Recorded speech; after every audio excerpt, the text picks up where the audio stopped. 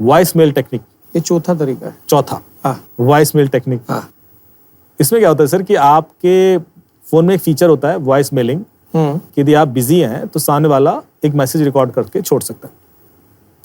लोग नॉर्मली नहीं यूज करते हैं और उस वजह से उसमें एक डिफॉल्ट पासवर्ड चेंज नहीं होता।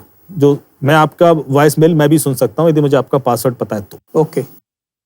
तो मैं क्या करूंगा कि जब आप बिजी होगे ओटीपी मंगाऊंगा और यदि आपका वॉइस मेल इनेबल्ड है तो वो रिकॉर्ड हो जाएगा उसमें और फिर मैं सुन लूंगा, क्योंकि आपने अपना वॉइस मेल का पासवर्ड तो बदला नहीं है। तो ये चौथा तरीका है। ओके। पांचवा तरीका है ई सिम। अब हमारी ऑडियंस में से 70-80% लोगों को नहीं पता होगा कि ई सिम क्या होता है।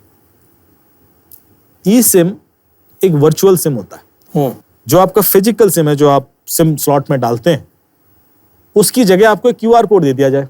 बिल्कुल। और वो क्यूआर कोड अपने आईफोन से स्कैन करें या कुछ एंड्रॉयड फोन से भी, और सिम आपके फोन में आ जाए तो ज्यादा कन्वीनियंस रहती है। फिर आपको फिजिकल सिम मेंटेन नहीं रखना। और जिन लोगों को नहीं पता कि ऐसी कोई फीचर है या फैसिलिटी है, क्रिमिनल उनके फिजिकल सिम को क्यूआर कोड में बदल लेता है। फिजिकल सिम को क्यूआर कोड में बदल लेता है। वो आपका फिजिकल सिम बंद हो जाएगा और उसके पास आपका क्यूआर कोड चला जाएगा। वो कैसे होता है? हाँ। जैसे मान लीजिए आप एयरटेल नेटवर्क के यूजर हैं और आपको अपना फिजिकल सिम को क्यूआर कोड में बदलना है, मतलब तो हमें ई सिम में बदलना है। तो हम एक कोड डालते हैं और उनको रिक्वेस्ट भेजते हैं। हाँ, तो आप एक मैसेज लिखते हो ई सिम स्पेस ईमेल आईडी, कोई अपना ईमेल आईडी ई सिम स्पेस, और भेजते हो 121 पे। वो एयरटेल के सर्वर पर जाएगा। वहां से रिस्पॉन्स आता है कि आपकी एक रिक्वेस्ट आई है जिसमें आपने ई सिम की रिक्वेस्ट की है, और if it is a genuine request तो आप 1 प्रेस करके रिप्लाई करें। जब आप 1 प्रेस करके रिप्लाई करते हैं तो आपको ईमेल आईडी पर क्यूआर कोड आ जाता है। वो क्यूआर कोड आप स्कैन करते हैं तो चल जाता है, फोन में आपके सिम आ जाता है और आपका जो फिजिकल सिम है वो बंद हो जाता है।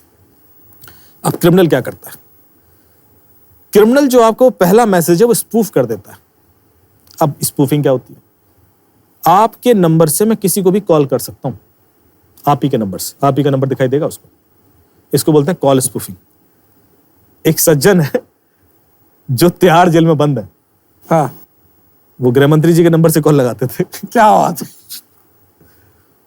अभी यूपी डीजीपी के नंबर से कॉल जाते थे लोगों को जी, ऑफिसर्स को। तो ये बड़ी कॉमन टेक्निक है। ये आईपी कॉलिंग है, स्पूफ कॉलिंग। आईपी कॉलिंग नहीं, इसको बोलते हैं। मैंने देखी है कि बाहर से जो इंटरनेशनल कॉल्स होती हैं वो किसी का भी नंबर उसमें सेट कर सकते हैं, तो आपको वही नंबर दिखाई देगा जो कि सेट किया गया है। बिल्कुल बिल्कुल। और वो आप नंबर अभी भी क्लाउड के ऊपर ऐसी चीजें सर्विसेज बिक रही हैं। तो हाँ।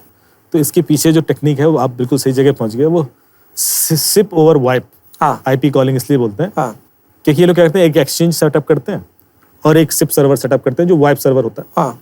और वाइप जो इंटरनेट कॉलिंग जो है उससे एक्सचेंज पे कॉल आती है, और एक्सचेंज पर आपको एक फैसिलिटी होती है कि आप कॉलर आईडी बदल सकते हो। हाँ। तो यहाँ पे कॉलर आईडी आप कुछ भी डाल सकते हो। आप 000 डाल दो, 111 डाल दो, आपका नंबर डाल दो, तो सामने जब कॉल डिलीवर होगा तो आप ही का नंबर दिखाई आप ही का नंबर डिलीवर होगा। और उस कमजोरी का फायदा उठाते हैं क्रिमिनल, और ऐसा सेटअप बनाते हैं बाहर कहीं, इंडिया में नहीं बाहर। और उस पर कॉल भी वापस नहीं जाती है। हाँ, कॉल जाएगी नहीं, क्योंकि नंबर कॉल आप करोगे इसको क्योंकि कॉल यदि आप कॉल बैक करोगे तो ओरिजिनल बंदा ही उठाएगा। ओरिजिनल बंदा उठाएगा, क्योंकि मैं कॉल ओरिजिनेट कर सकता हूँ, कॉल रिसीव नहीं कर सकता। हाँ। स्पूफिंग ओरिजिनेट कर सकता हूँ।